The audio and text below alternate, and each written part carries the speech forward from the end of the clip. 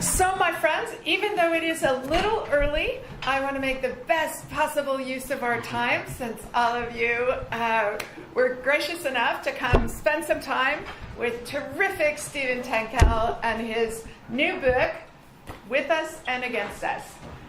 Stephen is a professor in the School of International Studies at American University. He is a contributing editor to the best defense conversation going on, War on the Rocks. And he also is in the leadership of a terrific new project started by the University of Texas system, the Texas National Security Review, a journal that bridges the gap between academic research and policy relevant work. So if you are writing on any of these issues, pitch it to him as a place to get your work published. Yes. I can attest, since he has edited me, that he is a ruthlessly good editor that improves what comes across the transom to him. And he is also, I should say, a senior fellow at the Center for New American Security in Washington, D.C. He has worked in the Pentagon as an advisor in the Policy Secretariat. And he is also my friend. Thank you for coming and having a talk with us today. Thank you for having me. There we go. Okay. Just in case you need to flip things. Refresh my memory. So is it helpful if I just sort of start out with... Yes. I think his outstanding book, new out from Columbia, I think is not yet available in Europe. So this is a sneak preview, and your audience will not be familiar with its contents, my friends. So yeah, start us off. Absolutely. And so I'm sorry to be doing this talk a few days before it is available, although I think if you order it now on Amazon, it'll get there by June 20th. So now I've done my publisher proud. But I'm really just I'm thrilled to have the opportunity to be here with Corey and with all of you to talk about the book. When I was a master's student at LSE and then a PhD student in the War Studies Department at King's College London, I made a lot of use of my student membership here at IISS, so it's great to be back actually giving a talk. Hometown boy makes good. That's right. So I thought what I'd do is just talk a little bit about the overall themes of the book and what I was trying to draw out, and then we can get into conversation.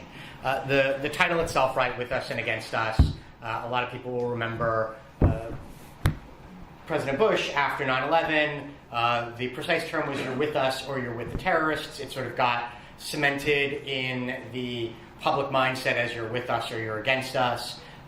The title here is really meant to convey the reality of U.S. counterterrorism partnerships, and I really think any counterterrorism partnerships, and in many ways, many alliances, which is that countries often help and hinder, right, one another.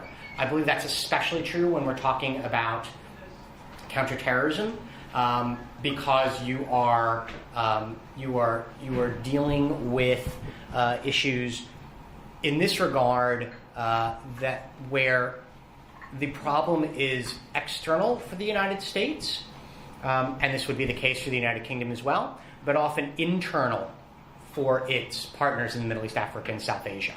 And so that means that from the U.S. perspective, we're asking a lot more from these countries in many cases than we did during the Cold War, and we're asking a lot more from them than we have from any country in terms of counterterrorism before 9/11. And so to understand these relationships is to understand that they are not binary, right? That these countries are simultaneously helping and hindering. And that was very much brought home to me by my experiences working on some of these countries inside government. Now that obviously raises the question, well, if you're going to say these countries both help and hinder when it comes to counterterrorism, the natural question that then begs is, what can you expect from them, right? If you want to try to optimize cooperation where it's good, mitigate it where it's bad, and get the most out of the trade space in between, you have to know what it is that you can expect from your partners. And I'm going to lay out a couple of propositions about what I think it is that the United States can expect from countries in Middle East, Africa, and South Asia that I think also hold true to a degree for other Western countries intervening, or seeking partnerships in these regions. Before I do that, I want to make just a couple of broader thematic points about the nature of the relationships at play here. And the first is that traditional alliance dynamics still matter a lot. And by that I mean how strong or weak is the bilateral relationship, how institutionalized is it, right?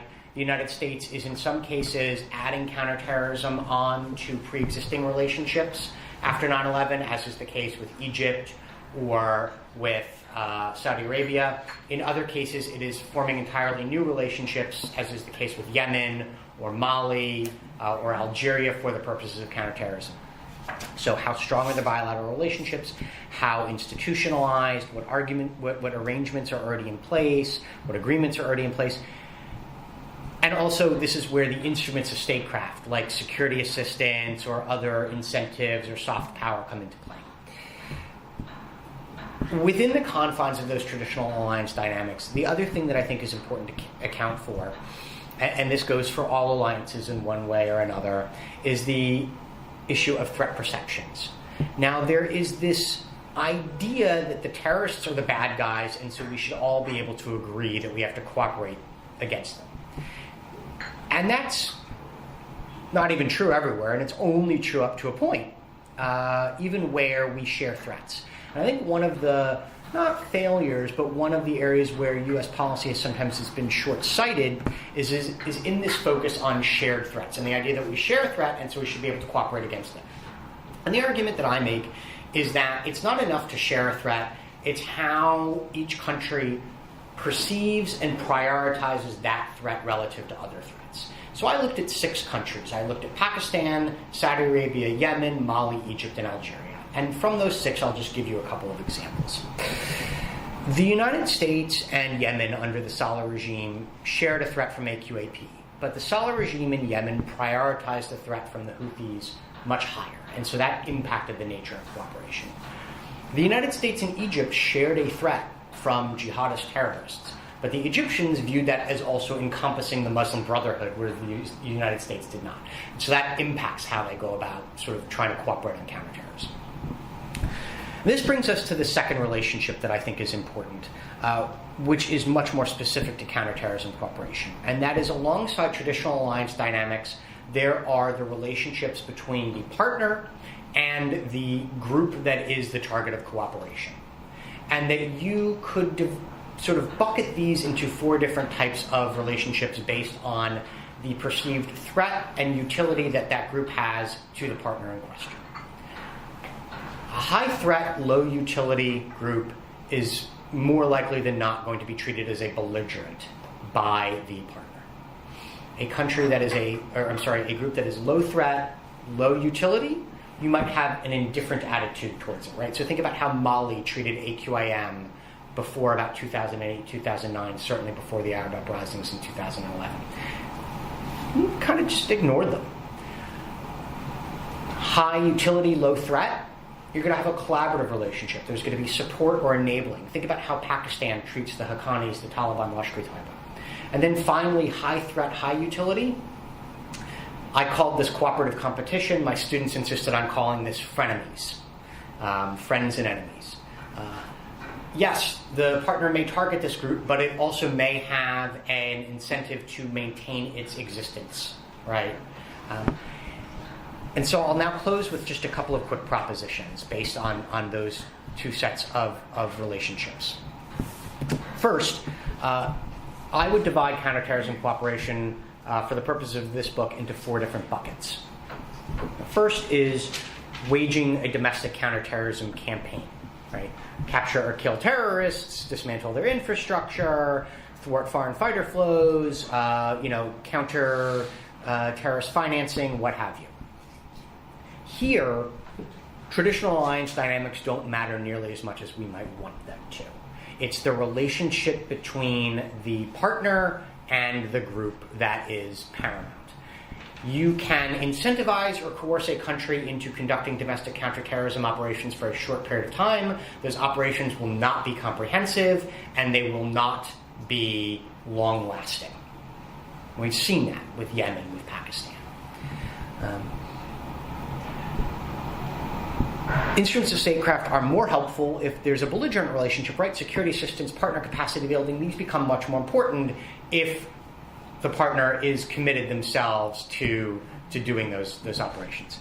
Second bucket, tactical cooperation, umbrella for things like intelligence cooperation, coordination on detainees, access for bases, for overflight, for drone strikes, for what have you.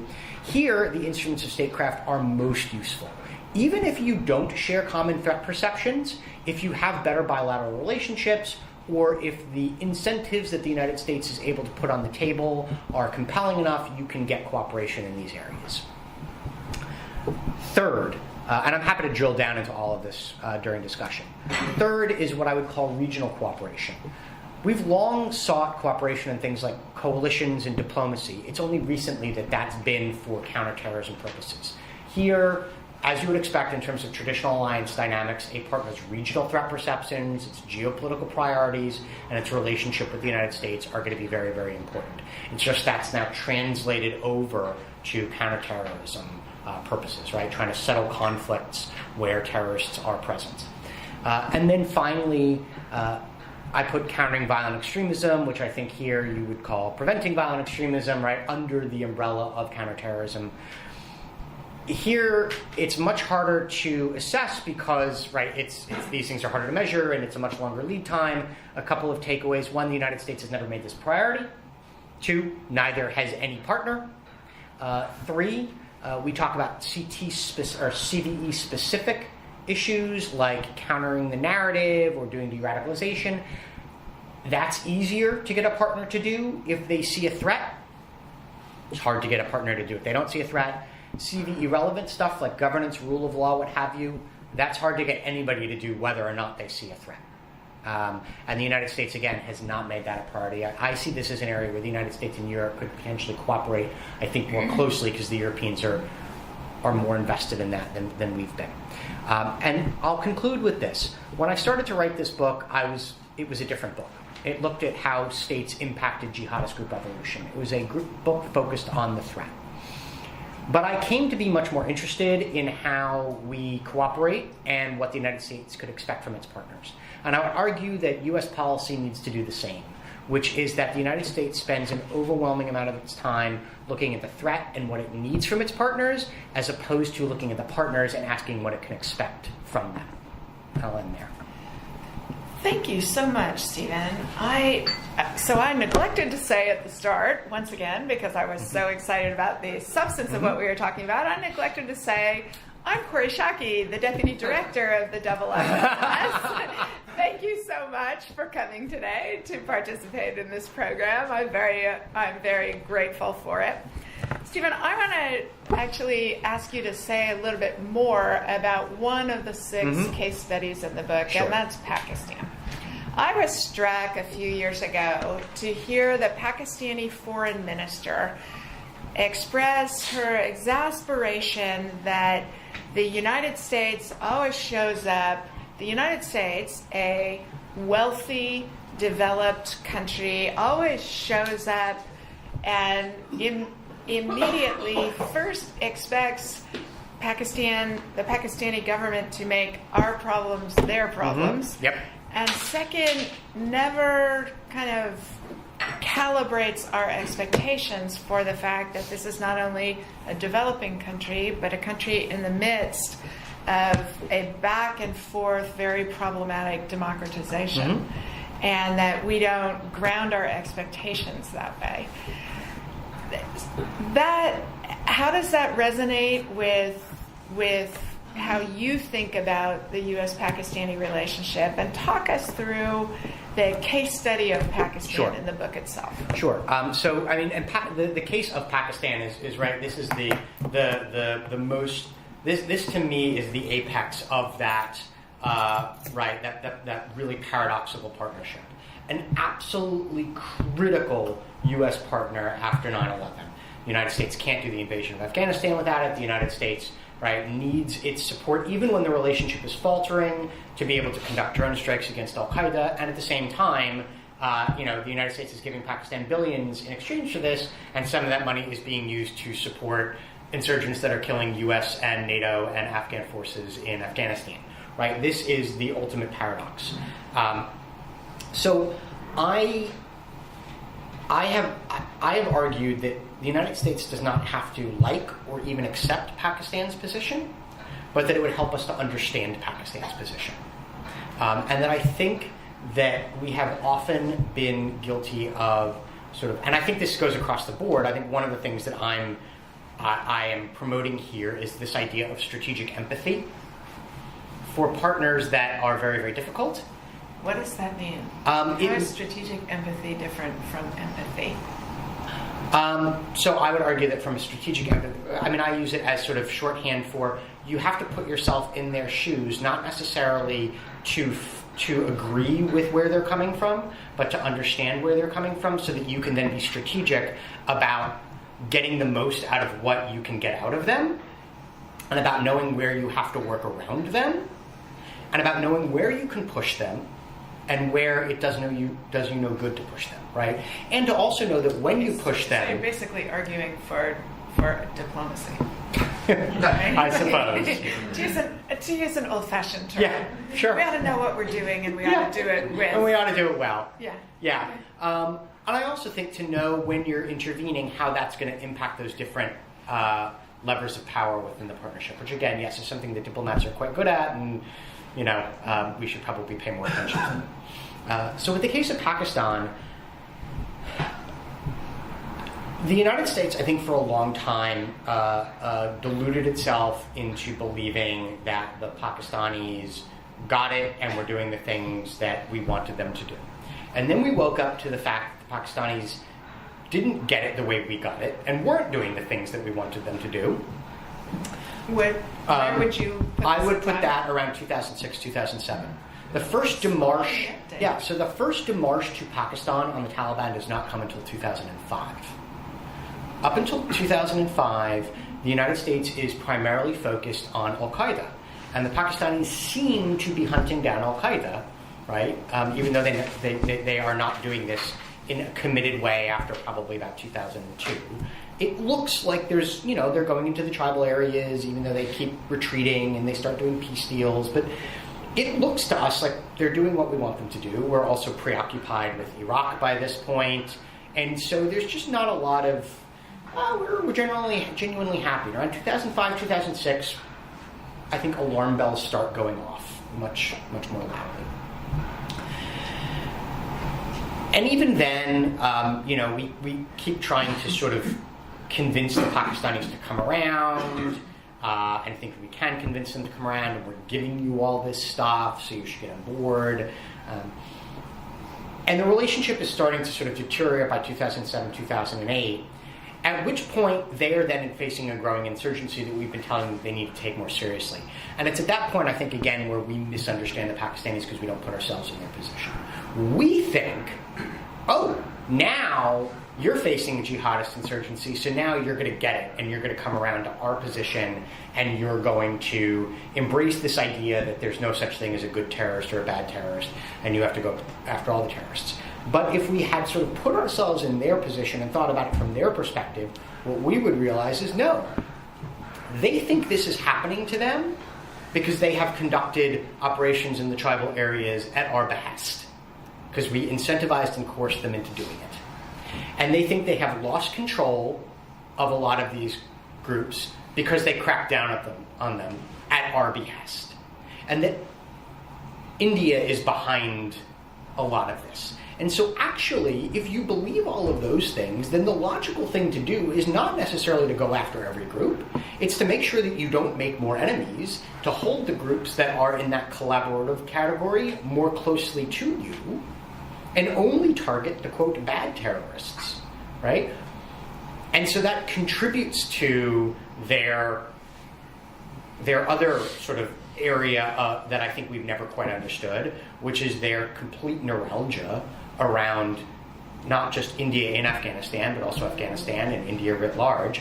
And we continually tried to convince them that the Indians were not a threat to them, which they just weren't buying. You can tell somebody they're not a threat to you, but they were never buying that. And we kept trying to convince them, and I'm not opposed to us trying to convince them of that. I think we should try to convince them of that. I think we should try to change their behavior. But I also believe that you have to be prepared for that to fail, and I think we were entirely too taken with our own sort of degree of agency to force this kind of a shift, either with incentives or then with conditioned assistance.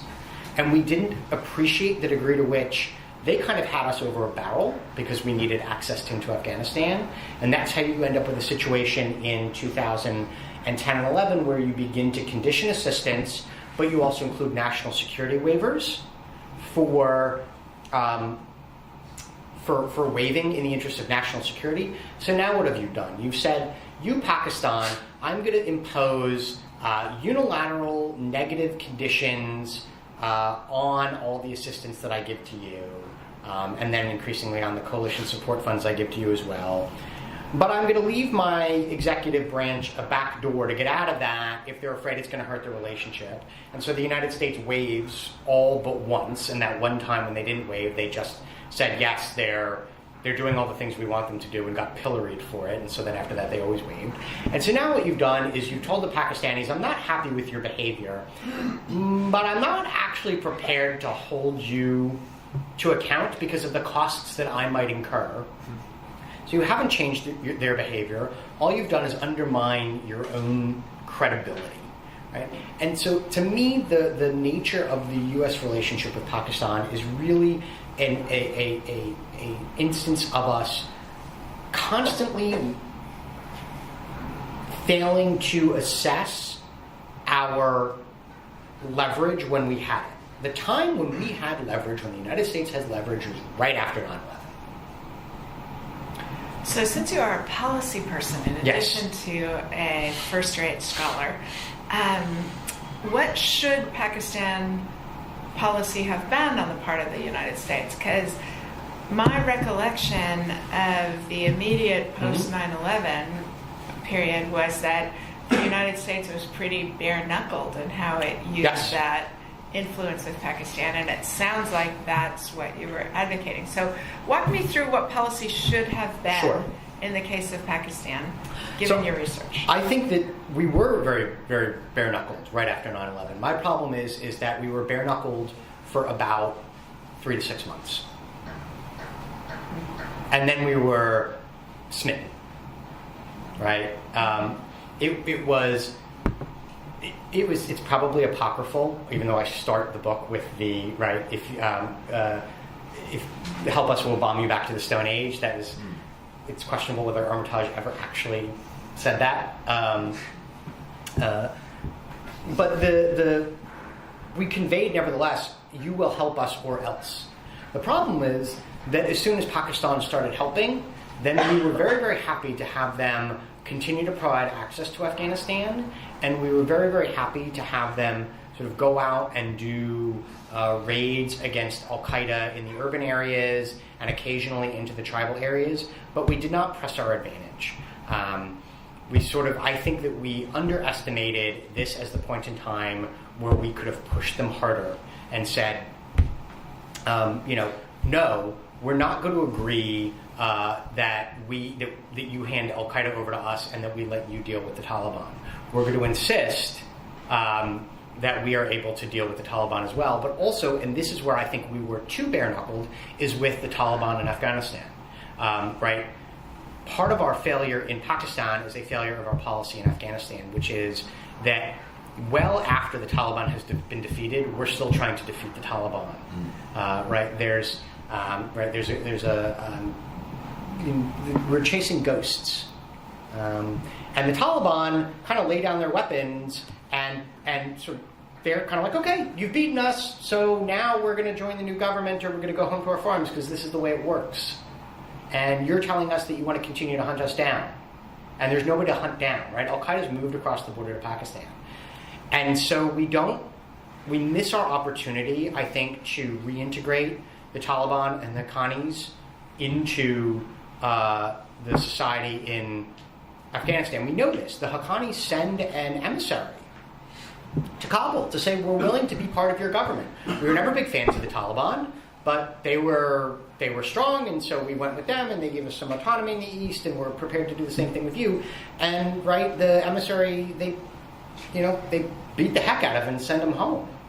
So I think we were too bare-knuckled after the fact in Afghanistan, and had we been more prepared to sort of turn the page there, we then, you've got Al-Qaeda has moved to Pakistan, you can push harder on Al-Qaeda and on some of these other terrorist groups in Pakistan. And quite frankly, I think also by missing our opportunity to resolve the conflict earlier in Afghanistan, we create the scenario where the Pakistanis then have the ultimate piece of leverage over us, which is the ground lines of communication and the air lines of communication, the ground supply lines and the air supply lines into Afghanistan, which is still the case today, right? Still the case today that when you talk to the current administration, they will say, as much as they want it to be coercive, that they have to be mindful of the fact that they need to be able to supply troops in Afghanistan. Excellent. So I know there will be an enormous number of questions. As you ask your question, won't you please tell us who you are? Nigel. Thanks, Nigel. It's the senior advisor here. It's been a long time, Stephen. Good to see you, Nigel. A lot of what you were talking about resonates very much with me because I kind of lived it at the time. I have one general question about US policy, and then, if I'm allowed, one specific issue that interests me. I just wonder whether the sort of coherent and coordinated policy that you seem to be advocating in relation to Pakistan in particular is actually something that the US system is capable of delivering given the way it is configured. If you look at the actors, you've got CIA, who a very task-oriented organization. They what they like to do is work out what they've got to do, how they've got to do it, and get on with it. You've got the military who want to kill people and break things because that's what militaries do. And you've got State Department who are trying to separate the warring parties. Does the US institutionally actually have the capacity to deliver this kind of more integrated approach that you appear to be advocating? What would need to change? And the second one is more specific to the cases that you listed, and that's about Algeria. Because I think I can safely say, without telling too many tales out of school, when I first came to engage with the Algerians, I kind of staggered away, feeling sort of battered, bruised and bewildered, talking to some Arab colleagues, and said, "Oh God, yes, the Algerians, we all have exactly the same problem with them."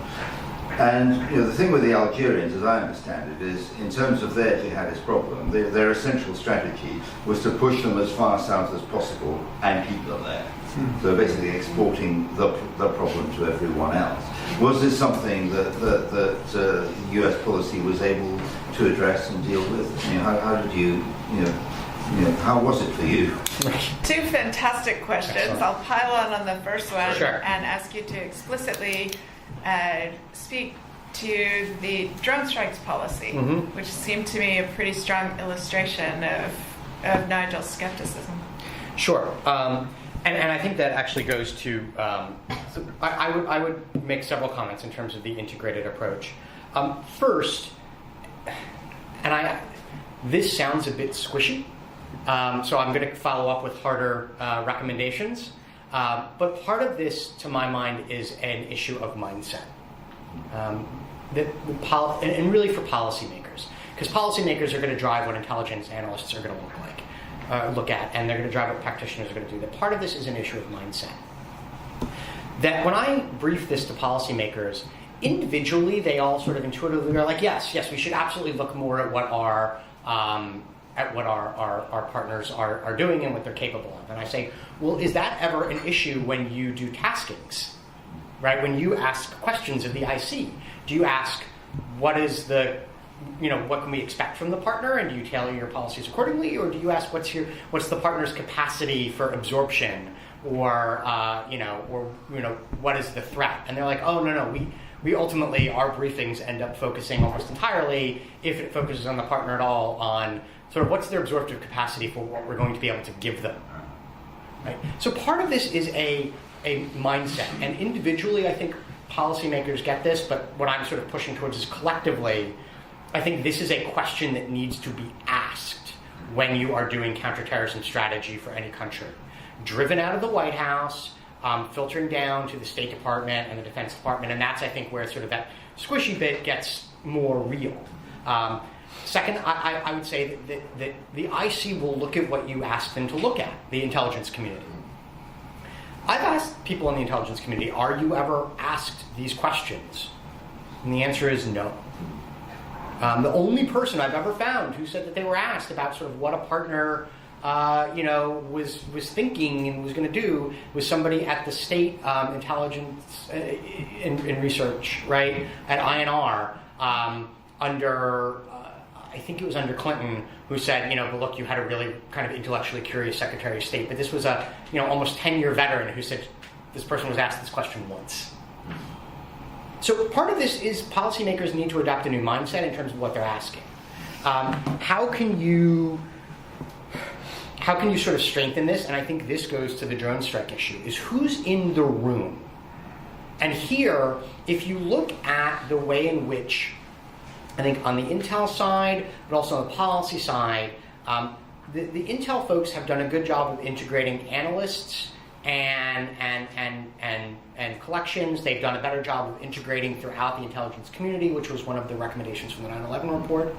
But they've not done a great job of integrating regional analysts with functional analysts, right? Or regional analysts with people who are doing targeting.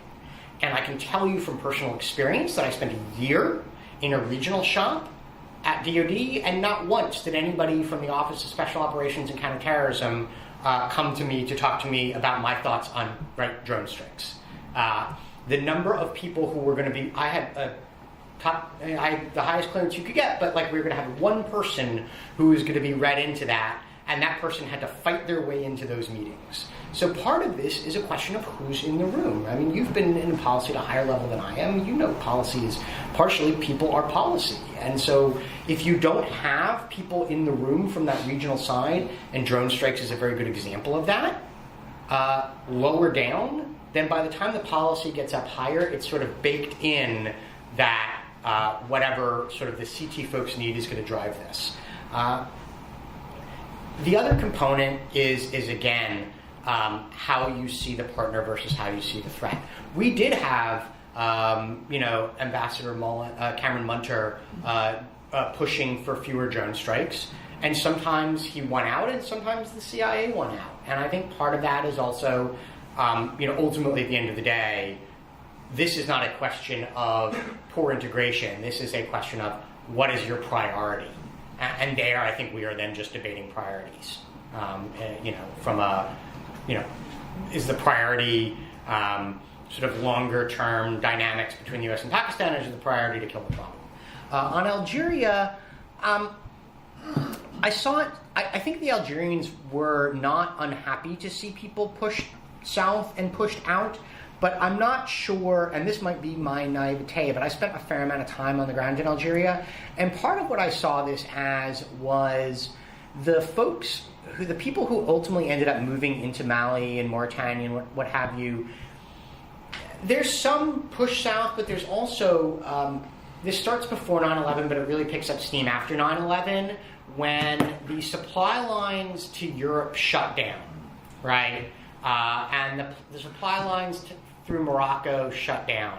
And so the supply lines that are still open to you, if you want guns, right, it's the guns coming up from sub-Saharan Africa.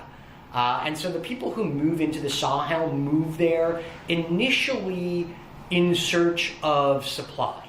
That they are not trying to open up another front. As a matter of fact, for a long time, you don't get violence in the Sahel because their job is primarily to be a conduit for moving money, for moving guns, and then for moving a whole lot of other things. And they do what Algerians, right, would normally do, is they tap into the smuggling routes that are there, which we call smuggling, and they sort of just call The economy. the economy, right? I talked to somebody in Algeria about like the black economy there, and he's like, look, if you want to talk about the black economy, then like 85% of Algerians are involved in the black economy. So at what point is it not the black economy and it's the economy, right? And so that's what they're doing. And I think the Algerians were not happy about it, but they also, right, they don't want, they've said, we don't want to be Pakistan. We don't want to be pushed to do interventions into places where the threat comes back to us if the threat is something that is manageable for us. Also, they have a history, it's written into their constitution, of non-military intervention. So even when Mali says you guys can do cross-border strikes, the Algerians are like, well, that's not our thing. And so the Algerians with the United States, the U.S. ends up in this weird position, because I looked at Algeria and I also looked at Mali, and although I didn't do a case study in Mauritania, I looked at that as well, where it's this round-robin blame game, right? The Algerians say they're in Mali, so Mali should deal with it. Mali says, but they're Algerian, so Algeria should deal with it. The Mauritanians say those two should deal with it because they're targeting us, right? And the United States is sort of just getting, right, we're again doing a poor job of integrating all of this. And so the Algerians are actually treating us the way we treat a lot of other countries, which is they're saying, we want you to get Mali to do more, or we want you to deal with this. The United States gave Algeria exactly what it wanted the day after September 11th, which was legitimacy. And after that, everything was, they take what they want and they leave the rest. If I think there's a big U.S. failing, it's in Mali, where the United States doesn't have a high threat priority. Mali also doesn't have a high threat priority. You have almost 10 years to get rule of law, corruption, deal with the political problems in northern Mali, and build a semi-functional fighting force. And instead, what we do is waste a lot of time and money building a series of counterterrorism strike forces that all fail. Right? That, to me, is the sin of Mali, as it relates to those guys coming out of Algeria, is this was actually your time and your place to push on these other issues, and we don't. And I think it's just because, right, Mali is a democratic darling, and so people are happy if Malians go to the polls and vote. And it's also that we're just not that focused on it, because there's a lot of stuff going on, right? And so that, to me, is how I see that. And two finger on this. Yeah. So, tell us who you are.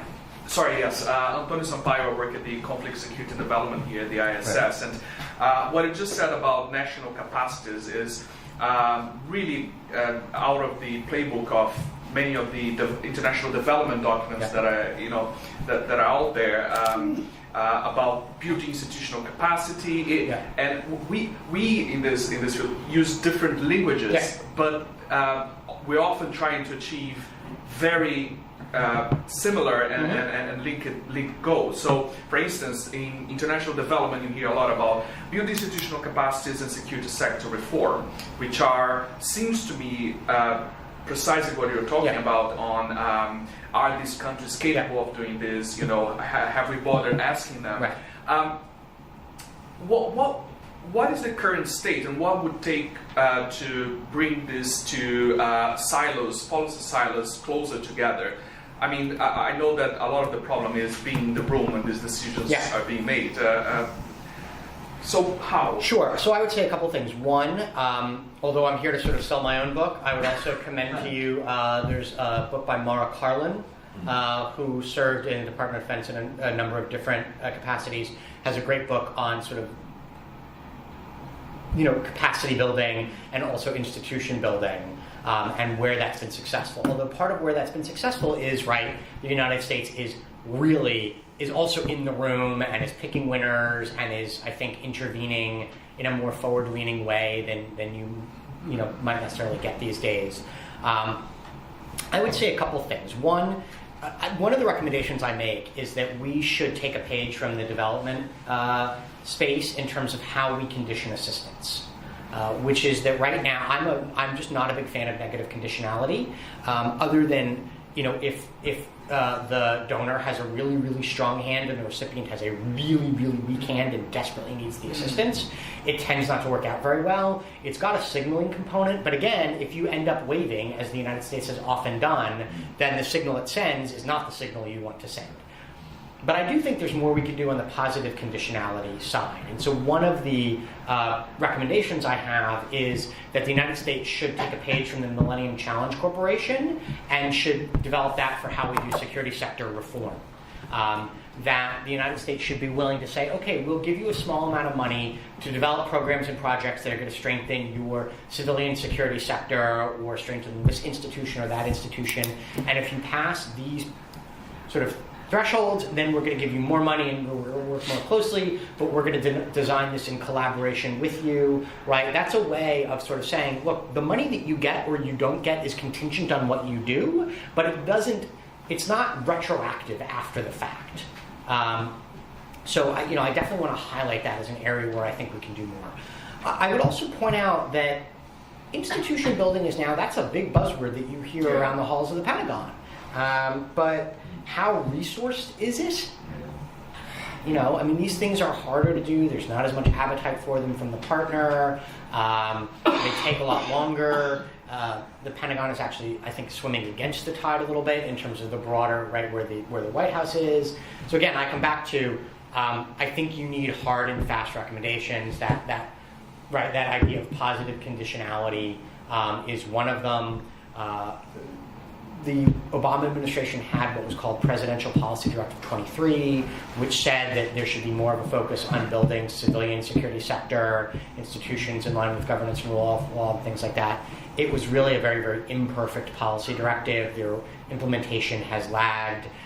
This is where, unfortunately, I think you need a strong push from the top that we're unlikely to see. And so in the absence of that, I sort of point to some of these other smaller scale interventions that I think can move the ball forward, but probably don't get over the hump, right? But I think we need to be realistic about what we can achieve in the near term. I think that point about positive conditionality and not making it retroactive is a really important one. Thank you. Jonathan Paris, I authored a couple of monographs, Prospects for Pakistan, which you're familiar with, and Prospects for Iran. It's an Iran question. People are now looking back the last 15 years and wondering if all these efforts of the United States have really, in fact, aided the Islamic Republic of Iran. I'll go backwards from earliest to late to the most recent. The war against Daesh. I mean, Daesh was an obvious enemy of Iran. Iran would have had an existential problem defending themselves, but Obama took it on. And created a vacuum. Our defeat of ISIS has obviously created a vacuum, which I guess what Qasem Soleimani is filling in. Syria especially. And the United States isn't doing a darn thing about it. The only country that's really doing something about it is Israel, with a little help from Russia. I find that very irksome. Second, Taliban. Who's Taliban an enemy? I mean, maybe not now, because Qasem has created this transnational Shia force that can team up with anybody against the United States. But back then, Taliban was an enemy of the Islamic Republic of Iran and a neighbor of theirs. And finally, of course, 2003. We had a policy under Reagan, twin pillars, to contain Iran and Iraq together. By removing Saddam, it was so obvious to everybody, especially the Saudis, that we were giving Iran a free pass to Iraq, and it's happening right now. Today I read Mokhtar is teaming up with Amri, the Iranian stooge in Iraq. 3 cases where our policy has aided Iran, and now Iran is almost a hegemonist. The only country, again, that's keeping that from happening is Israel, tiny Israel, because Iran now has a corridor from Tehran to the borders of Israel. Is there a question there? The question is, do you agree? Okay. Elegantly done, Jonathan. So I would say a couple things. One, I would I would differentiate the yes, all three of those have aided Iran in one way or another. I would differentiate the Iraq War from the overthrow of the Taliban and the war against ISIS. The overthrow of the Taliban was part of I think a necessary and understandable response to 9/11. I think that ISIS was, yes, it was a major enemy for Iran, but it was also a major enemy for the United States. And I think those two are separate from the invasion of Iraq, which I don't think it makes news today to say was a bad foreign policy decision, right? So I think it's important to separate those. And I think it's reasonably well established that the Iraq invasion in particular has strengthened Iran's hand. I don't think there's anything sort of, I could go on and on, but I think there's a lot to add there. But I would make two other points that I think are just interesting and notable about where things stand today. One about the United States, and then the other about kind of opportunities against Iran. The one about the United States is, one of the things I write about a lot in the book is this idea of U.S. and partner threat perceptions. And in the Saudi case in particular, I write about U.S. threat perceptions versus Saudi threat perceptions with regard to Iran.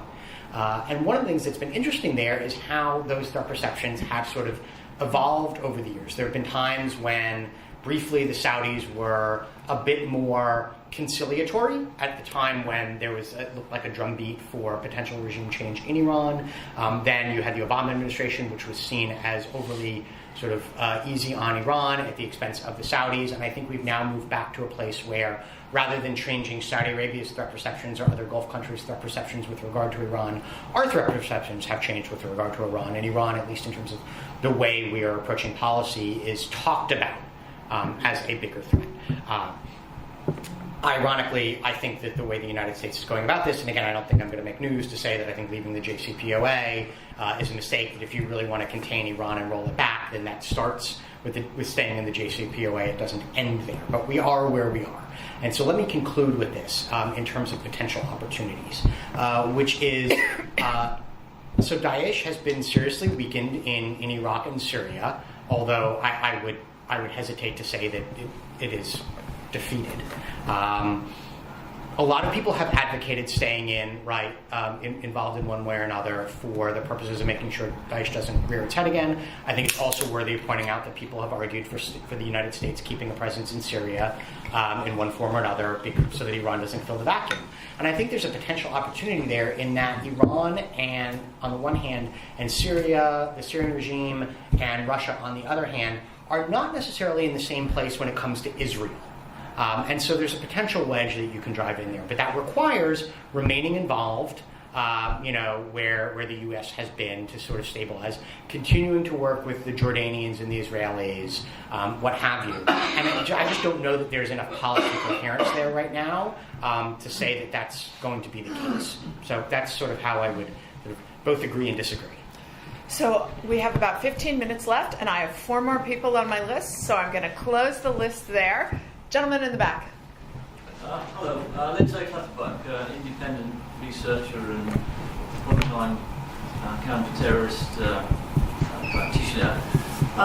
You were talking, and I think quite rightly, about Pakistan, and in the immediate aftermath of 9/11, perhaps a bit beyond how things could have been done differently but were not.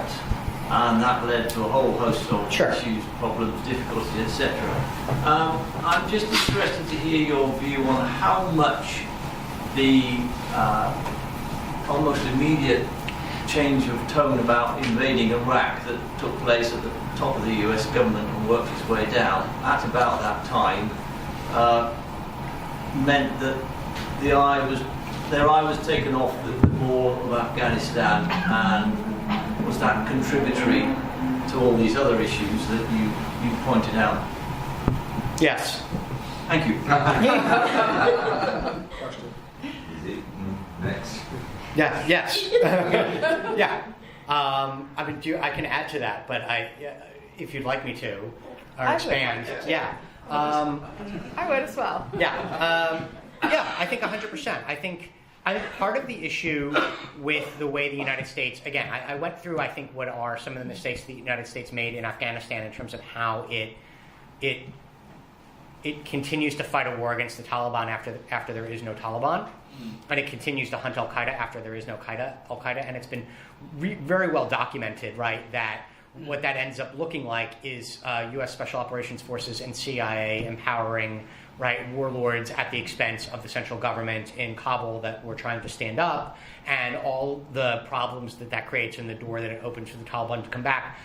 Not to mention the fact that, right, the Taliban has been looking for a way to kind of just reintegrate back in, and the United States, rather than giving it that opportunity, kind of insists on waging a war against an enemy that has already been vanquished, but that does have safe haven across the border, right? I think the other piece that's important for context is just to remember that from the U.S. perspective, it was bare-knuckled, as I said, but it was also concerned about pressing too hard against Pakistan on these other issues.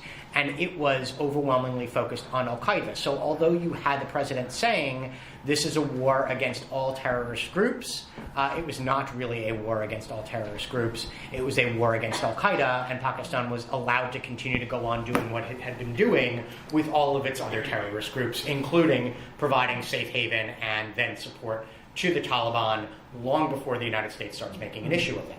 I don't know whether it's impossible to know whether once those things, right, we're in this. The problem, it's always interesting to have these conversations, but we're really, right, we're doing hindsight and we can't disprove a negative. So it's really tough to know whether any of that would have been different if the United States doesn't invade Iraq, but I think here's what the invasion of Iraq means. One, it means, I think, something that doesn't necessarily get the attention that it deserves, is where policymakers' time and attention goes. It's policymakers, the further up you get, they have less white space on their calendars. And so the more you're talking about Iraq, the less you're wrestling with these other issues in Afghanistan and Pakistan. It also means that if you've thrown all your best analysts at the Afghanistan, Al-Qaeda, Pakistan problem, you're now revectoring them to focus on Iraq.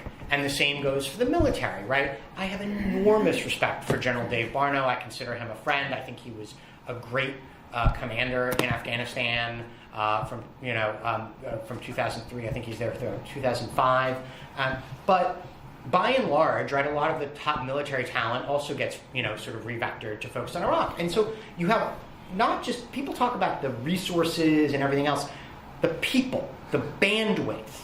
We're just not wrestling with these other issues. I don't know if we can overcome those initial missteps, but we're not trying. So my favorite example of the insincerity of war against all terrorists was on the very day that the New York Times covered that comment by the president.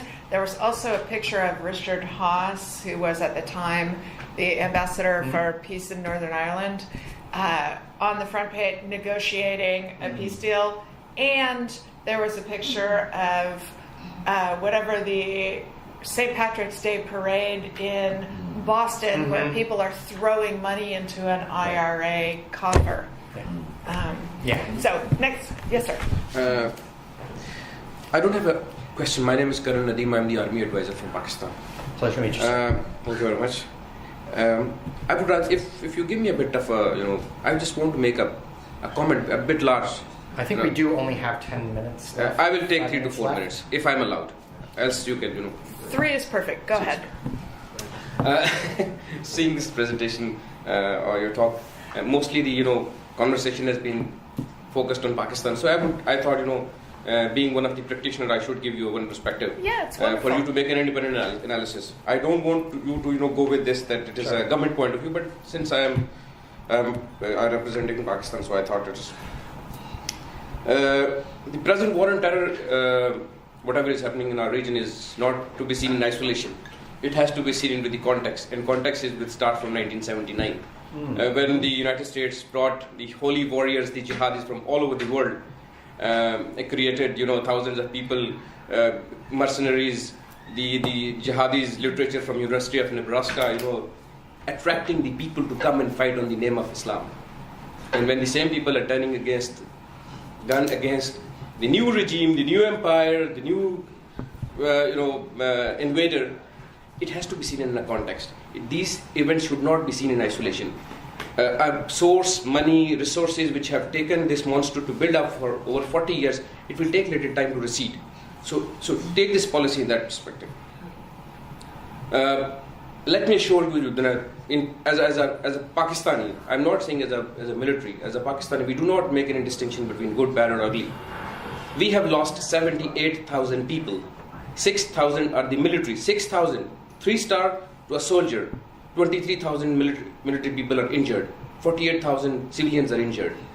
This sacrifice is phenomenal, way more than the combined sacrifices by all the coalition forces anywhere in the counterterrorism campaign, whether that is in Afghanistan or in Iraq.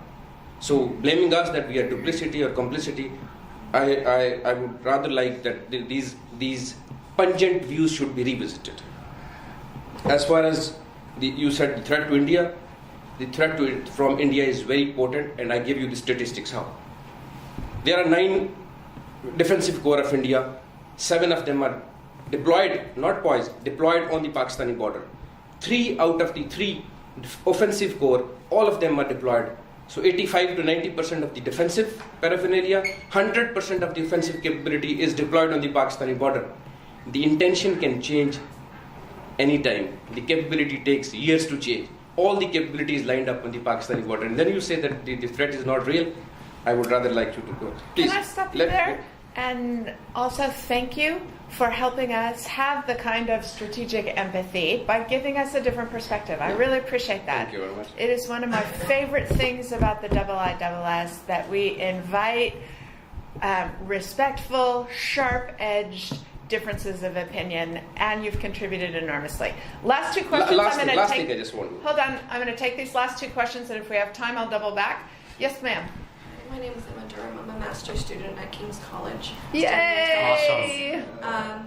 And I'm currently doing my dissertation on the counterterrorism policies in Indonesia and the Philippines, and asking whether their religious tensions influence their counterterrorism policies. So you mentioned at the very early on in your introduction that it's important to understand how the partners perceive their threats. And that's one of the key problems that the U.S. is having with Southeast Asian countries, in particular Indonesia, because Indonesia has not gone the extra step and named their terrorists, named their, like JI as a terrorist group. And I was wondering, do you find that in your other case studies, do you find that religion does play a role in how these terrorists are perceived? Okay. Excellent question. Last one. Just a brief comment. There is some vagueness about word Taliban. Pakistan only fights a section of Taliban that attacks Pakistan, known as Pakistan Taliban. But it supports Taliban that attacks Afghanistan and supports Afghanistan, and they are Afghan Taliban. And Pakistan has given so many promises, both by civilian and military leaders, that they will not let Pakistan soil be used for attacks on other countries. But that's rubbish, because the attacks continue. Okay, thank you for that perspective. All right. Close us out, my friend. Sure. Yes, religion 100% plays a role, although not uniformly. And I would argue that it plays more of a role in some places than in others. I think it's impossible to look at Saudi Arabia and look at the way in which Saudi Arabia has conducted not just its counterterrorism policies, but also its CVE efforts, and not take account of the Saudi view of what Wahhabism is. And I would point you to in their de-radicalization programs, for example, the Saudis sort of say that the people that are involved had gone astray, and the idea is to inculcate them with the proper understanding of Wahhabi Islam, although they wouldn't call it Wahhabi Islam, they would just call it Islam. But the proper view of Wahhabi Islam for a long time, as far as what Saudi Arabia has sort of promoted, is still sectarian, and it still sort of promotes pan-Islamic jihad outside of the country, right outside of Saudi Arabia. right, that from the Saudi perspective, also, and I've spoken with people at Pakistani de-radicalization centers and talked to them about how do you perceive the role of jihad. This is very, very complicated. And what they've told me is jihad's okay as long as they don't do it in Pakistan. So, right, the way that the religion plays a role there is important. At the same time, I think we need to be cognizant of countries that also sometimes use the polluting of religion, right, or this idea of extremist Islam as a cover for what is sometimes leading, risk factors that have very little to do with religion, right? So sometimes countries are pointing to it's a jihadism problem when actually no, it's a governance, rule of law, socioeconomic development, repression problem, and so it cuts both ways.